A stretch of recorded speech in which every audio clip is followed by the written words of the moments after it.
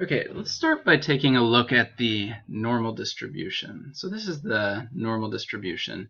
What this is saying is when data is normally distributed, now it won't always be, there's lots of other distributions, but when it's normally distributed, it's going to follow this pattern. In other words, 68% of the data in the data set will be somewhere between one standard deviation below the mean and one standard deviation above the mean. So this mu here represents the mean. The sigma represents one standard deviation. So if we go one standard deviation below, one standard deviation above, we're going to catch 68% about of the data in the data set. Now if we stretch it out, if we go 2 standard deviations below and above the mean, we're going to get a total of about 95.4%. If we were to go 3 standard deviations below and above the mean, we're going to catch almost all of it, 99.7%. And certainly we can go out further, and we can also go fractions of standard deviations. We don't necessarily have to go by 1, 2, 3. But this shows you how the data is distributed. In other words, most of the data in a normally distributed data set is somewhere around the mean. It's very close to the mean. Very little of the data is way out here in the tails. So about 5%, little under 5%, is more than 2 standard deviations away from the mean. So that's why it's amazing when we hear something like a 6 sigma. You may have heard of that in business, which would be 6 standard deviations above the mean. Just picture this tail going way out there. Very, very, very little of the data would be 6 standard deviations above the mean.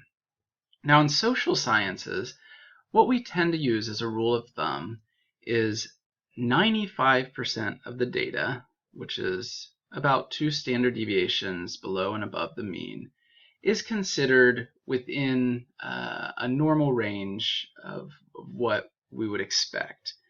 We start to get surprised, or we start to think that there's something going on when we're more than 2 standard deviations away from the mean. So this is why when some of you ask the question, why do we go 2 standard errors below and 2 standard errors above the mean for our 95% confidence interval? Well, it's because we start off with the assumption that 95% is a pretty good level of certainty. It's, yes, not 100% certain, but it's pretty close. Notice that if we try to push up higher and higher, we're going to run into lots of problems with what's called type 2 error, which we looked at before. And so there's this balance between type 1 and type 2 error, and 95% tends to be the value that's settled on most often. In other words, a 5% chance of a type 1 error. So in order to get that 95%, as long as we're dealing with normally distributed data, we have to go 2 standard deviations below and 2 standard deviations above the mean. So how does that apply to the data we were looking at in movies? Well, we can see this normal distribution. In the video before, I talked about this more, but let me review what this is. So every data point in this histogram is a sample of 5 movies that was then averaged and put into this chart. So these, say, 50 movies right here had a sample mean between, I don't know exactly the cutoffs here, but 106 and 109 or something like that. So each of those 50 was a sample of size 5 that was then averaged to come up with a sample mean. So since these are taken from the true population, we know that this normal distribution is going to, this distribution is going to be normal because of the central limit theorem, right?